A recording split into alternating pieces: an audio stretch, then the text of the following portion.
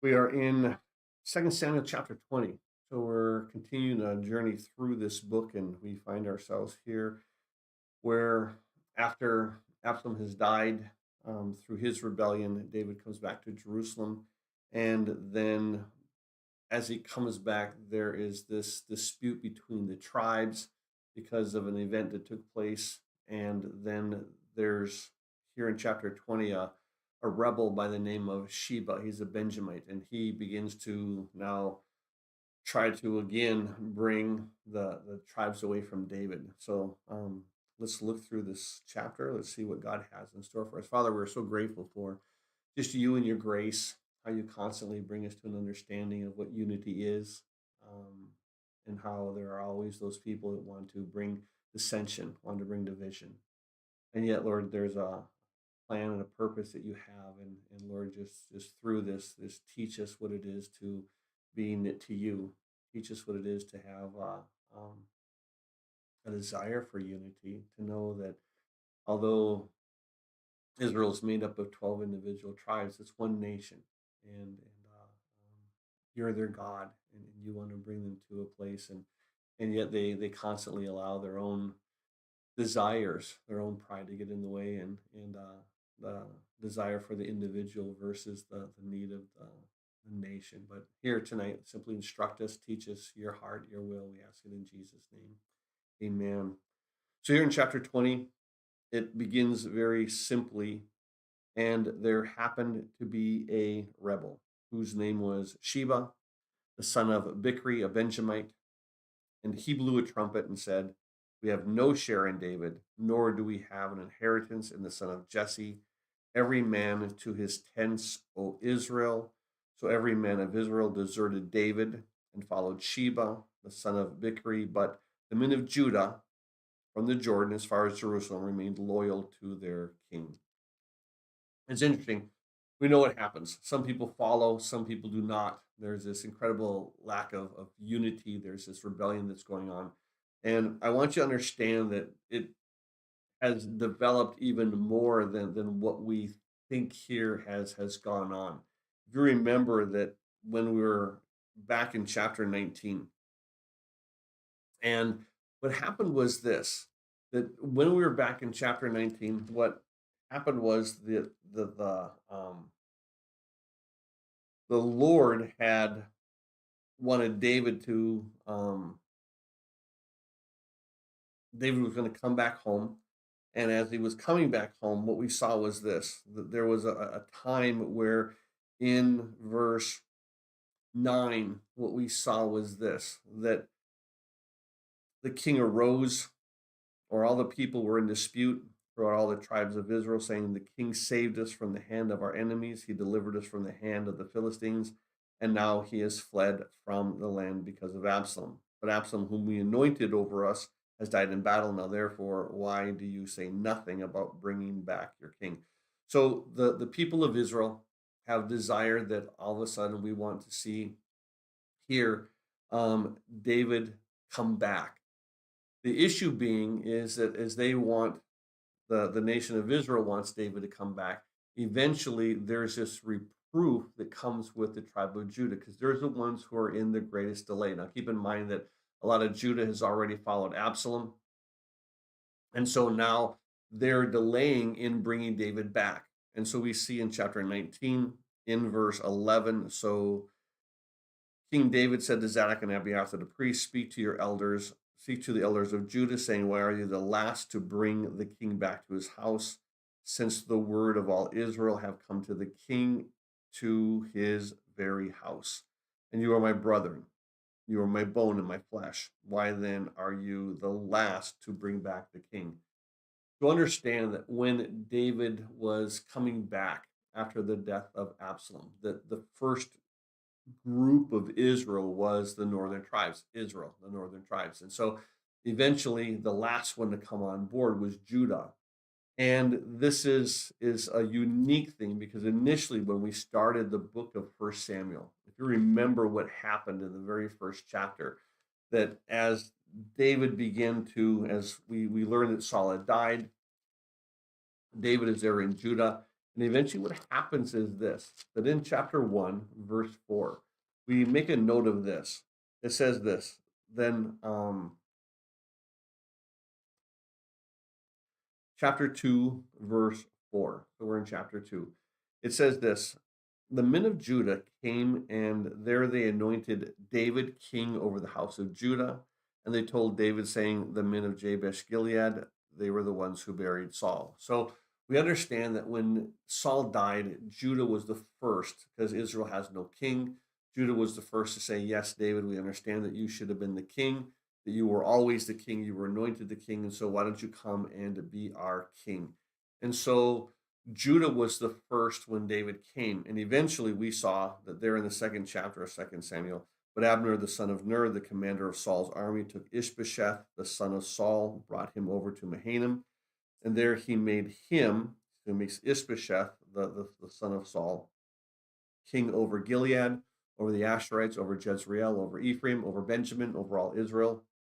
Ishbosheth, Saul's son, was 40 years old when he began to reign over Israel, and he reigned 2 years. Only the house of Judah followed David. So we understand that he's over all of Israel. Judah has only David. And eventually, as Ishbosheth gets murdered, then all of Israel comes and says, yeah, David, why don't you be our king? And we recognize you've always been good to us, so come and do that. But what happens is this, when David comes back, Israel is the first to step out. Israel is the first to say, yeah, we want you to come back. Judah is the one who's behind the 8 ball.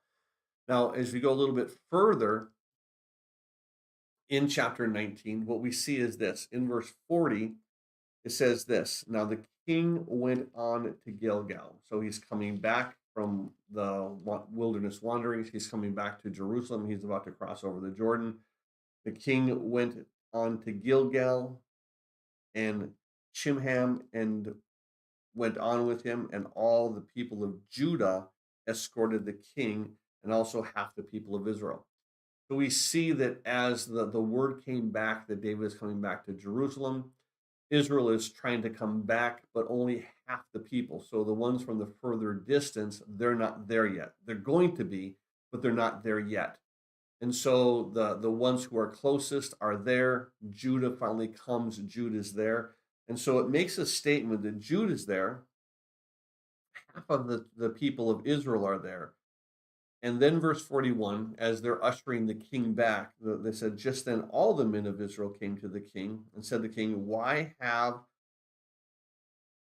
our brethren, the men of Judah, stole you away and brought the king, his household, and all David's men with him across the Jordan? So they're frustrated because everything's taking place and they haven't been there yet. Something like Judah is stealing the show. They're like, hey, we're the ones who are his brethren. We're the ones who are doing this, even though they were the last to say, David, yes, come home. They're the first ones, and they don't wait for the rest of Israel to come. Well, the rest of Israel sees this as a diss, and so all the men of Judah, they now answer the rest of Israel. And they say this in verse 42, all the men of Judah answered the men of Israel, because the king is a close relative of ours. In other words, he's of Judah, we're of Judah, he's a close relative, and that's why we get to do what we get to do. And so, why then are you angry over this matter? Have we ever eaten at the king's expense, or has he given any of us a gift? So they said, listen, we don't benefit from it, but we are his true relatives. We are his kinsmen. We are of the same tribe. Now, keep in mind that David is of Judah, but he's also what? He's the king of Israel. He's the king of the entire nation. And so, verse 43, the men of Israel answered the men of Judah and said, we have 10 shares in the king. Therefore, we also have more right to David than you, because he's not just the person of Judah, he's the king of Israel, and we have these 10 shares. Were we not the first to advise bringing back our king? Yet the words of the men of Judah were fiercer than the words of the men of Israel. So this is the event that's taking place. All of a sudden, we see that through Israel and through Judah, now their words become fiercer, and then eventually what happens is Judah's a little bit louder, Judah's a little bit more boisterous, and so The Judah's words were more fierce. In other words, they were the passions are inflamed. And then because of that, because of this event that took place, because of this scene that now is there as David's coming back, Judah is first. Of course, half of Israel is there, but the rest of Israel, when they come back, don't recognize, hey, half us there. We're just kind of late on the ball. They felt, wronged because they thought you should have waited for all of us and we should have all had a part of this. And I agree with what that is because David is a king over entire nation. And so if there was words, send out runners, hey, we're on our way, do something, don't just not show up. Well, as David comes, Judah, half of Israel is welcoming them across. And then all of a sudden we see here that the rest of Israel is upset. And then through that row that's going on, through the dissension that's going on, this is what takes place in chapter 20. It says, and there happened to be there a rebel whose name was Sheba, a son of Bichri, a Benjamite, and he blew a trumpet.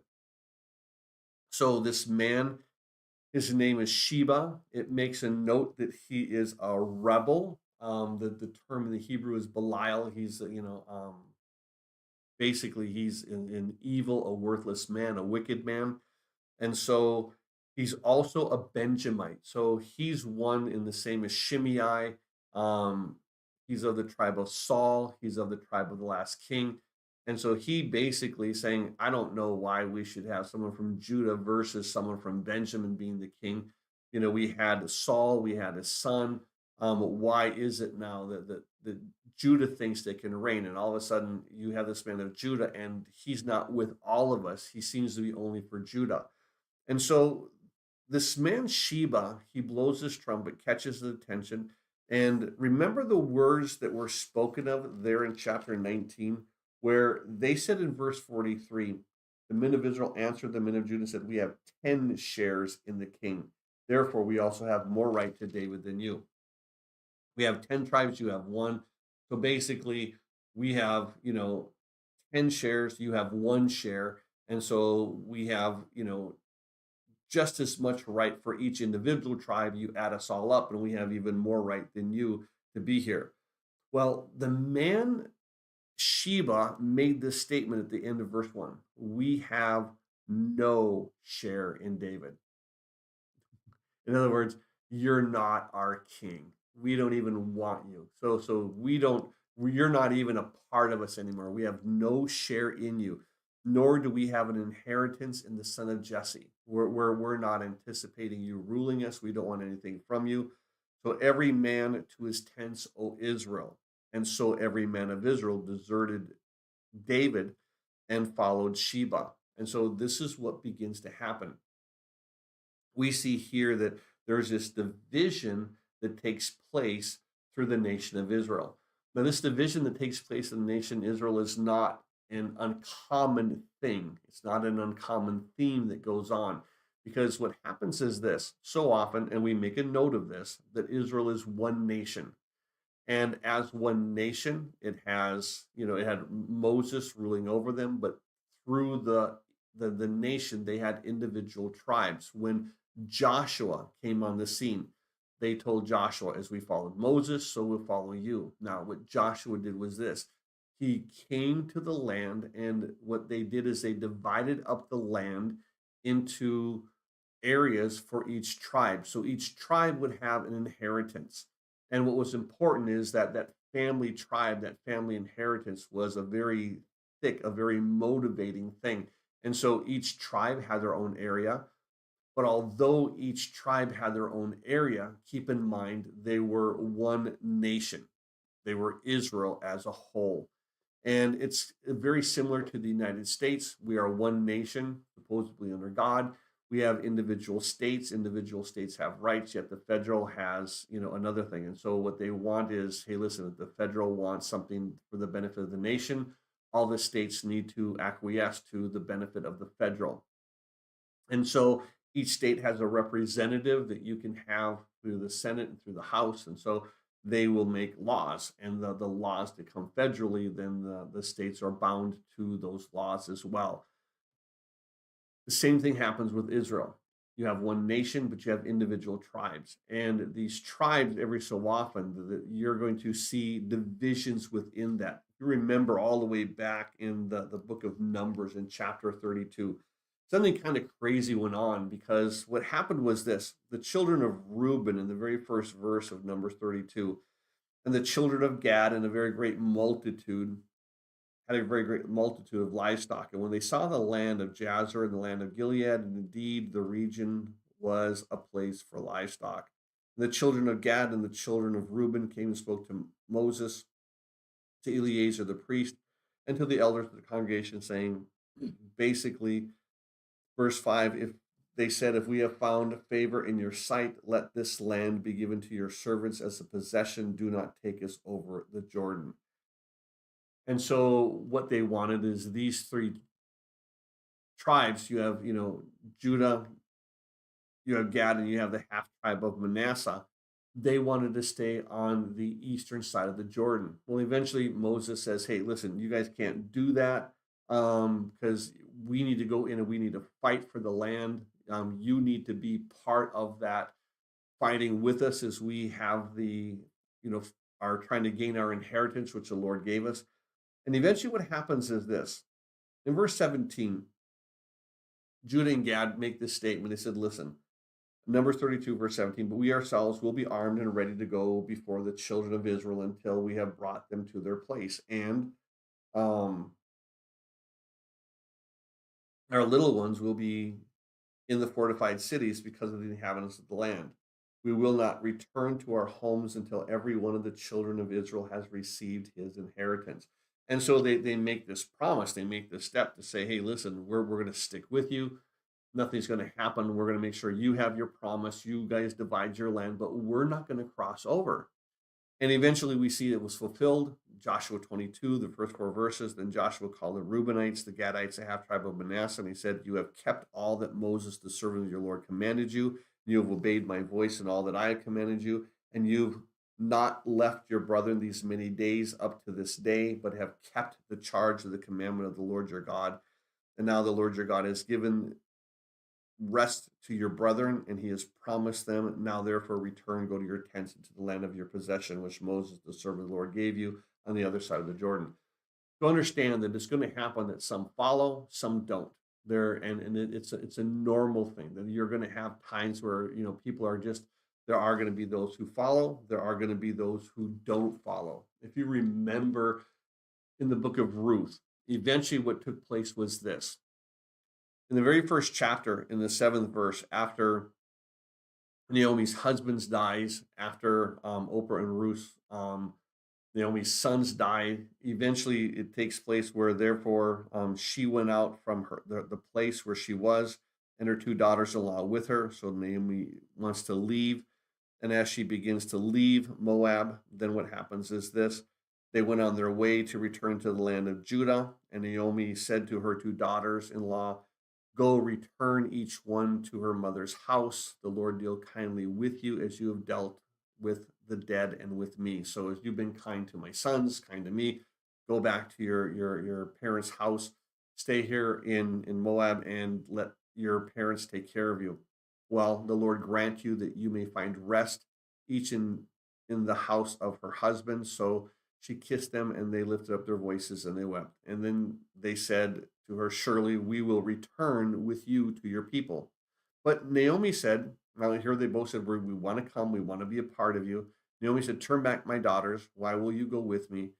Are there still sons in my womb that that they may be your husbands? Turn back, my daughters. Go, for I am too old to have a husband. If I should say I have hope, if I should have a husband tonight and should bear sons, would you wait for them till they were grown? Would you restrain yourselves from having husbands? No, my daughter, for it grieves me very much for your sakes that the hand of the Lord has gone out against me.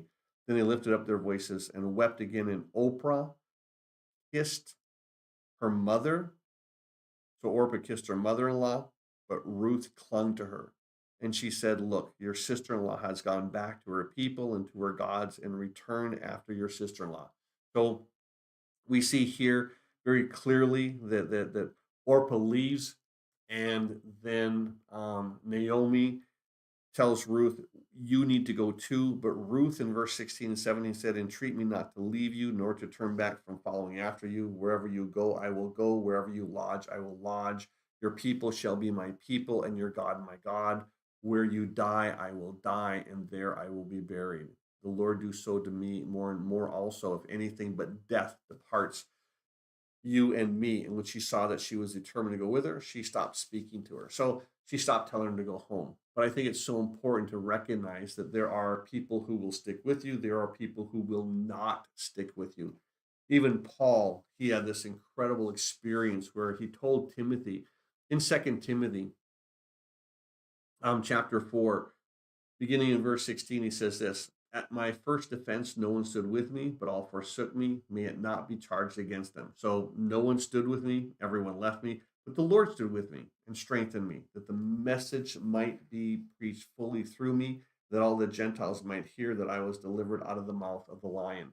And so understand that it does happen where you have people who follow you and then they don't. Even the Lord, I mean, he was not immune to this. Remember in Mark chapter 14, verse 50, that all the disciples fled. They all left him. And so we recognize that they all forsook him and they fled. Jesus is being arrested. They all left. And so keep in mind that we're noting here, although Israel is one nation, it's made up of 12 individual tribes. Each tribe has their own territories. The individual tribes would sometimes think of their own personal benefits, what works for me, over what is the need of the land. And this is what's happening now, because leaders like Sheba are going to bring others to their side. They're going to use these slogans. They're going to use these points of view, and they're going to use this perceived disrespect, this dissing that took place. And so here you have Sheba leading these tribes away from David. And so he's leading these tribes away from the unity. Now, at this point, he doesn't claim that he's going to be the king, but he's saying we can't have David as king. We need to leave him. And so they're now to that point where as they leave, verse 2, so every man of Israel deserted David and followed Sheba, the son of Bichri. But the men of Judah from the Jordan as far as Jerusalem remained loyal to their king. So we see here that as Sheba and the rest of their tribes leave, eventually Judah sticks with the king, brings the king all the way back to his house. Verse 3 is kind of a sad verse within this chapter, because in verse 3 we see this. Now David came to his house at Jerusalem, and the king took the 10 women, his concubines, whom he had left to keep the house, and he put them in seclusion and supported them, but did not go into them. So they were shut up to the day of their death, living in widowhood. So understand what has happened. That David had these 12 or these 10 concubines. And the beginning of this event comes all the way back in the chapter 12 of Second Samuel. In verses 11 through 12, it makes this declaration. As Nathan is speaking, he says, "Thus says the Lord, behold, I will rise up an adversary against you from your own house. I will take your wives before your eyes and give them to your neighbor, and he shall lie with your wives in the sight of the sun." So David receives this prophecy of what is going to happen between because of his adultery, that his act that he did. Now he tried to do it in private, and God says, "Listen, you're going to experience the same pain of someone else going into your wives." And this is going to be done publicly. It's not going to be done in secret. What happened was this: in chapter 16, we made a note that in verses 20, um, that what happened was that David himself is going to be. Let me back that up because I have another verse that I want to look at. In chapter 12 is the prophecy. And then in chapter 15, that's the one that I'm looking at now, verse 16, it made this statement. Then the king went out with all his household after him, but the king left 10 women, concubines, to keep the house. So when David leaves with all of the rest of his wives and his children, all the men, he leaves Jerusalem. He, for whatever reason, leaves 10 concubines, lesser wives, there to keep the house and to tend the house. Well, now all of a sudden we see in chapter 16, beginning in verse 20, that Absalom says to Ahithophel, give advice as to what we should do. And Ahithophel said to Absalom, go into your father's concubines, whom he has left to keep the house, and all Israel will hear that you are abhorred by your father. Then the hands of all who are with you will be strong. So, what Ahithophel does, who's the grandfather of Bathsheba, he gives Absalom this amazing counsel. He says, I want you to do to your father what your father did to my granddaughter. I want you to go in and shame him. And so he tells Absalom, I want you to go in and lie with the concubines that your father has left. And so he does this. He goes in and he defiles the concubines. Well, all of a sudden, we begin to see that now what David does is he now comes in verse 3. David came to his house at Jerusalem. The king took the 10 women, his concubines, whom he'd left to keep the house. He put them in seclusion and he supported them. So he puts them in their own place. He takes care of their needs. So they have food, they have warm, they have, companionship with each other. But basically they had no other relations with no other men for the rest of their lives. And so because they were David wives, but because Absalom, his son, had defiled them, David just puts them aside. And it's just such a sad thing that goes on like that. And so we begin to see that it's just incredible that what happens is there's just this disconnect with what's going on. And so we see here this incredible, wow, wrong that's been done to the women. And so even David himself doesn't go to comfort you. He just puts them aside and say, you guys are basically widow, now. And so just a sad portion. And keep in mind that this is not a unique one-off that comes to that. Remember all the way back in chapter 13 of Second Samuel, there was David's daughter Tamar. Well, his oldest son, Amnon, lusted after his sister. And so the sister was Absalom's sister. They were full brother and full sister, Absalom and Tamar. Amnon was her half brother, and eventually he was lusting after her. And so he had a friend, and his friend said, hey, listen, I know what you need to do. I have this great idea. And so Jonadab tries to deceive um, everyone by having Amnon deceive them by saying, hey, I'm sick. I need my sister to come and make me some cakes. Well, eventually he wants to lie with her, and she comes and says, listen, this isn't a good thing. We can't do that. This is wrong. So in verse 11, when she, this is Tamar, had brought them, these are these cakes that he wanted to eat, to him, this is Amnon, to eat, he took hold of her and said, come lie with me, my sister. But she answered, said, no, my brother, do not force me. No such thing should be done in Israel. Do not do this disgraceful thing. And I, where would I take my shame? As for you, you'd be like one of the fools in Israel. Now, therefore, please speak to the king, for he will not withhold me from you. However, he would not heed her voice, and he being stronger than she, he forced her and he lay with her. Immediately after he fulfills his lust, verse 15, then Amnon hated her exceedingly, so that the hatred which he hated her was greater than the love with which he had loved her. And Amnon said to her, arise and be gone. So now I want nothing to do with you. Get out of my house, get out of my life, get out of my sight. The same thing in the sense that we see is happening to these 10 concubines of David. They are living separately. They no longer have companionship. They have been defiled. It wasn't their choice. It wasn't their sin. It was done to them. This wrong was done to them. And so he just says, arise and be gone. And so verse 16, she says, oh, no, indeed, this evil of sending me away is worse than the other that you did to me. But he would not listen to her. He says, listen, you're shaming me even more. First you lie with me, and then you basically make me lie and waste. I'm gonna waste away now. You've ruined all my chances for having a husband, my chances for having a children, because now I'm defiled, and so I won't be any good to anyone. And so he called his servant, verse 17, after he would not listen to her, who attended to him, and said, "Here, put this woman out away from me." And he bolted the door behind her. Now she had on a robe of many colors, for the king's virgin daughters wore such apparel. And the servant put her out and bolted the door behind her.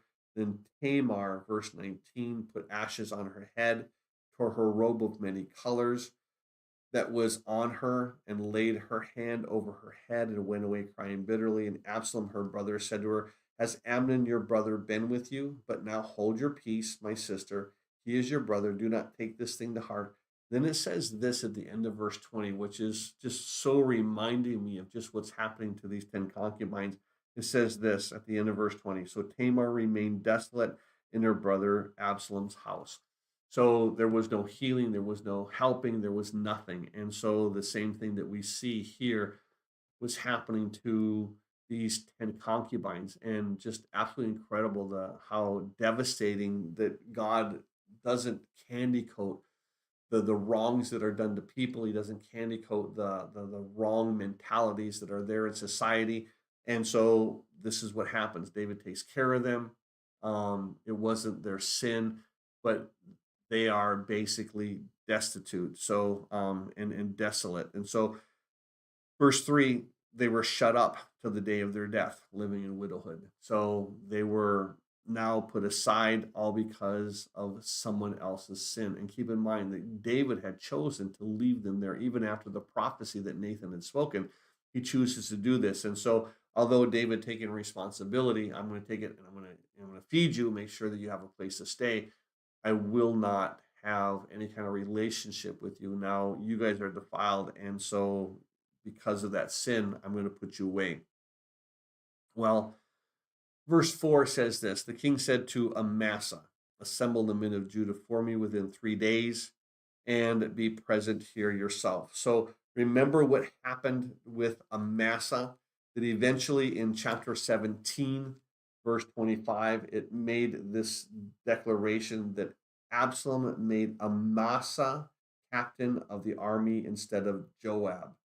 And so we recognize it as, Absalom comes and takes over the kingdom. He does not make Joab the commander of the army. He takes his cousin, um, Amasa, and he makes him the new general. And keep in mind, we already know who Amasa is.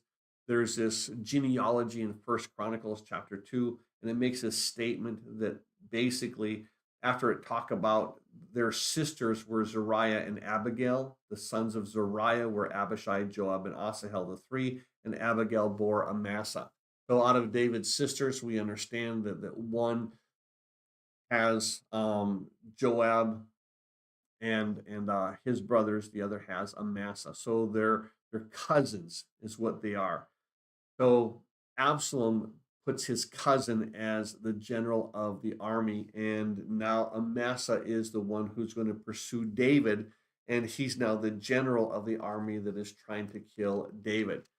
So think about what's happening. As he does this, he fails in his task as the general. But very uniquely, what David does is this: David comes on the scene and he makes this declaration that eventually, when he comes back, he tries to talk to the um, the nation, and he makes this statement in chapter 9, chapter 19 of Second Samuel, verse 13. "Say to Amasa, are you not my bone and my flesh? Are you not my nephew? God, do so to me and more also, if you are not commander of the army before me continually in the place of Joab." So what David has done is this: he's made his nephew Joab, he's kind of demoted him, and then he raised up the other one, Amasa, his other nephew, that was in league with his son Absalom. So in the sense that now all of Absalom's followers that were there pursuing against David are going to say, yeah, Amasa is our military leader. We can follow him.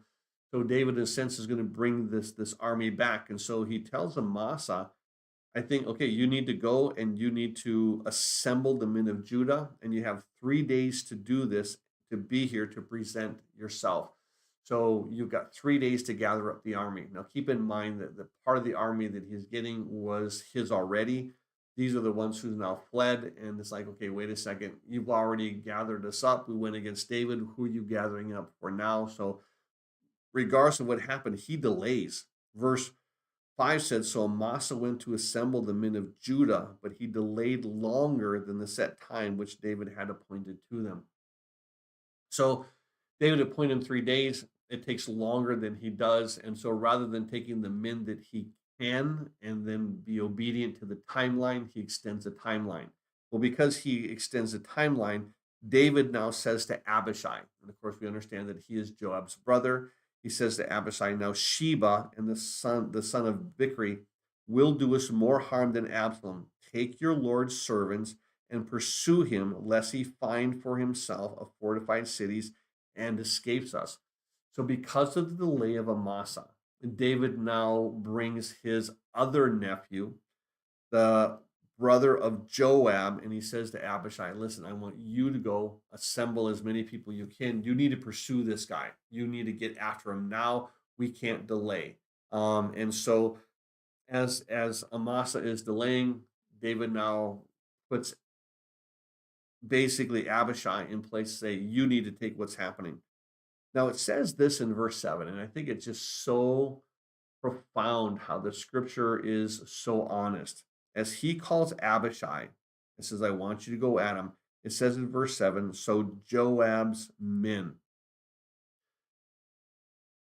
Abishai may be the commander, but Joab is the one that all the men look to. Joab is the one that all the men respect. And so what's happening is this: Joab is the one who's going to be leading the men. Absalom is the one who is the de facto in charge, but Joab is the one who does all the actions of the one who's in charge.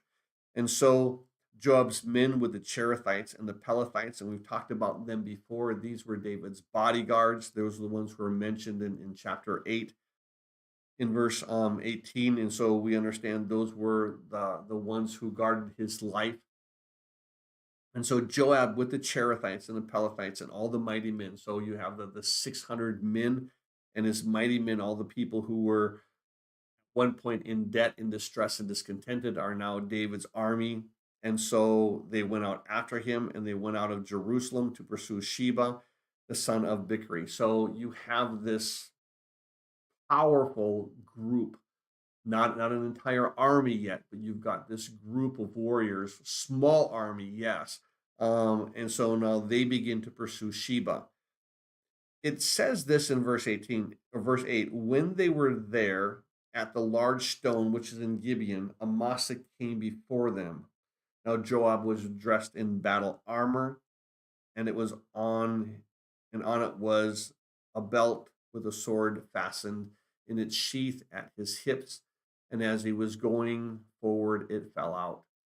So keep in mind that there is this understanding that now Amasa comes and he is the general now. He is the one who's in charge of the troops. So because he was delayed, he now comes, he finds Joab, Abishai, he sees these men, but he steps up saying, listen, guys, I know you're heading there. I'm the leader, let me lead you. So Joab, what he does is he's dressed in battle armor. And it says, and on there he had this belt and a sword.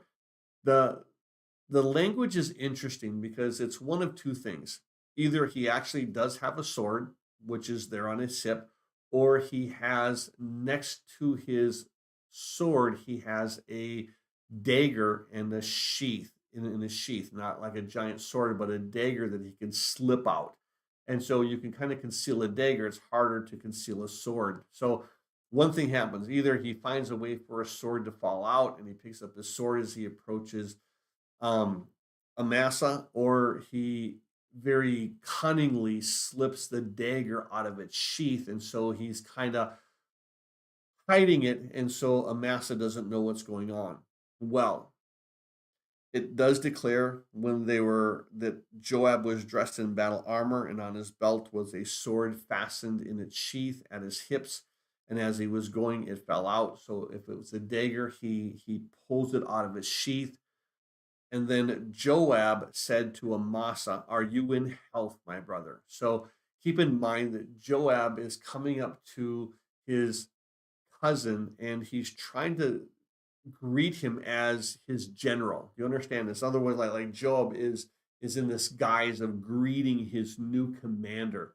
And as he comes up, he's like, "Hey, you're my general. Are you in health, my brother?" And Joab took Amasa by the beard with his right hand to kiss him. But Amasa, verse 10, did not notice the sword that was in Joab's hand, and he struck him with it in the stomach, and his entrails poured out on the ground, and he died. He did not strike him again, thus he died. And Joab and Abishai, his brother, pursued Sheba, the son of Bichri. So keep in mind that Joab has already killed Abner back in chapter 3. He's already killed Absalom back in chapter 18. And now he kills again Amasa. And so three people who were in leadership positions, Joab simply wipes them out. And so as David was going to raise up Abner, Joab takes out his competition. He kills David's son, even though David said, "I want the young man brought unharmed." And now, of course, he kills this next general who David replaced him with. And so, anytime that David brings someone to replace him, Joab makes sure that they're gone. And so, I find it interesting that what happens is that Joab and Abishai, they begin to pursue. So they are all going. They're continuing on their road. The show is over. But meanwhile, verse 11, one of Joab's men stood near Amasa and said, "Whoever favors Joab and whoever is for David, follow Joab." So he's there and he's telling people, "Hey, don't worry about what you're seeing here. If you are for Joab, if you are for David, follow Joab. Everything is okay here. There's nothing to see, but yet here he is, a dead man with his entrails." So we saw in verse 12, it says, "Now Amasa wallowed in his blood in the middle of the highway. And when the man saw that all the people stood still, he moved Amasa from the highway to the field and he threw a garment over him. And when he saw that everyone who came to him halted. And when he was removed from the highway, all the people went on after Joab to pursue Sheba and the son of Bichri." So we understand that when Joab kills Amasa, that he leaves him there in the middle of the road. He just walks on. He doesn't pay any attention. "I've got a job to do. I'm not going to slow down." But all the men who now come up are basically like when someone sees an accident on the freeway. Everyone stops to look. Everyone stops to gawk. Everyone stops to say, "What's going on here? Why is Amasa dead? Why is his entrails hanging out?" All these things. Eventually, the young man that was stationed there to say, "Tell the people, move on, move on, move on," he realized we're bottlenecking here. Everyone is looking to figure out what's going on. So he takes Amasa's body, he drags it off in the field, he covers it. Now all of a sudden, there's really nothing to see here. And so the men now begin to pursue um, Sheba with Joab. And so through that point, we see that it now comes to the area where in verse 14, "And he went through all the tribes of Israel to Abel and Beth Maacah, to all the Berites, and they were gathered together, and also went after Sheba." So he comes and he goes through all the tribes. He's trying to find Sheba, and eventually he finds him all the way up to Beth Maacah. Now, Beth Maacah is a fortified town that would be to the north and to the west of where the city of Dan is. And as you look to this, we begin to see that it's one of the northern cities. And so as they do this, we begin to see that here, as they gather together, they go after Sheba, and they came and they besieged him in Abel of Beth Maacah. And they cast up a siege mound against the city, and it stood by the rampart. And all the people who were with Joab battered the wall to throw it down. And a wise woman cried out to the city, "Hear, hear, please say to Joab, come nearby that I may speak with you." So we understand that as they come to the city, they begin to besiege the city. They understand that she was in that city. There's a portion of scripture I want you to be aware of. Just jot it down somewhere in this passage so you have something to reference to. But in Deuteronomy 20, in verses 10 through 12, it says this: when you go near a city to fight against it, then proclaim an offer of peace to it. And it shall be that if they accept your offer of peace and open to you, then all the people who are found in it shall be placed under tribute to you and serve you. Now, if the city will not make peace with you, but it makes war against you, then you shall besiege it. So there is this understanding, this biblical principle that when you come to a city, try to make peace with it. Well, Joab doesn't do that. He simply comes and he begins to, verse 15, besiege the city. They cast up a siege mound, so they're making a pile of dirt and brush so they can put these siege engines up closer, and so it elevates the siege engine. So now you're taller than the walls. And so as they're doing this, now all of a sudden, this wise woman in verse 16, she comes in and she says, "Hey, um, please say to Joab, come nearby that I may speak with you." And so this wise woman comes and says, "Hey, I need to speak to Joab." Well, verse 17, when he'd come near her, the woman said, "Are you Joab?" And he answered, "I am." And she said to him, "Hear the words of your maidservant." And he answered and said, "I'm listening." So she spoke, saying, "They used to talk in former times, saying, they shall utterly seek guidance at Abel, and so they would end disputes." So there's this understanding that in this town that I am in, there's wise people. People would come here. You knew what they say. Hey, if you need guidance, come to Abel. If you want wisdom, talk to me. And so she said, "I am among," verse 19, "the peaceable and the faithful in Israel. You seek to destroy a city and a mother in Israel. Why would you swallow up the inheritance of your Lord? Why are you besieging us? We're innocent." And so Joab, verse 20, answered, said, far be it from me that I should swallow up and destroy. I don't want to destroy this city. It's not my intention to destroy the city. And then he says in verse 21, "That is not so. I'm not here to destroy this city." He says, "But a man from the mountains of Ephraim, Sheba, the son of Bichri by name, has raised his hand against the king, against David. Deliver him only, and I'll depart from your city." So the woman said to Joab, "Watch, and his head will be thrown to you over the wall." It's amazing on just how many times that the women have come and intervened on David's behalf to assist him into just what he needs to do as a man. Remember Abigail all the way back there in 1 Samuel 25 when David was enraged and he was about to do something that he would regret. Abigail came and talked sense to him. You had the woman of Tekoa, the wise woman that Joab said, "Hey, talk sense into David, kind of figure out a yarn to get David to bring, Absalom back." And so she does. You also have that in chapter 17, the woman servant who in verses 17 through 20, she hides the sons of the priest so that they're not found. So all these things you see the women helping David, and this here wise woman too, she helps David. And so as she is seeking peace, basically as says, "Hey, try to talk peace." And so she comes to Joab, "But what do we need to do to make peace? Why are you making war with us?" So Joab said it's all about this guy Sheba. And so eventually, verse 22, the woman in her wisdom went to all the people, and they cut off the head of Sheba, the son of Bichri, and they threw it out to Joab. He blew a trumpet. They withdrew from the city, every man to his tent. So Joab returned to the king at Jerusalem. It's amazing that Joab doesn't even flinch. He just goes right back to the king as the leader of his army. because his other general is dead. And so as he kills Amasa, has no problem with that. He returns to the king. Verse 23, and Joab was over all the army of Israel. And Ananiah, the son of Jehoiada, was over the Cherethites and the Pelethites. Adoram was in charge of revenue, and Jehoshaphat, the son of Ahilud, was a recorder. Sheva, the scribe, Zadok and Abiathar, the priest, and Ira, the Jerethite, was the chief minister under David. And so it's absolutely incredible to see that all the things of who was in charge in David's kingdom.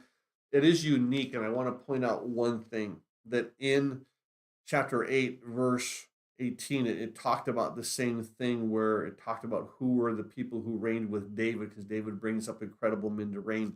But the end of verse 18, it said this, and David's sons were chief ministers. You don't see his sons mentioned here anymore. He's taken his family out of the leadership roles. And so, but he does have other men in charge, just not his sons.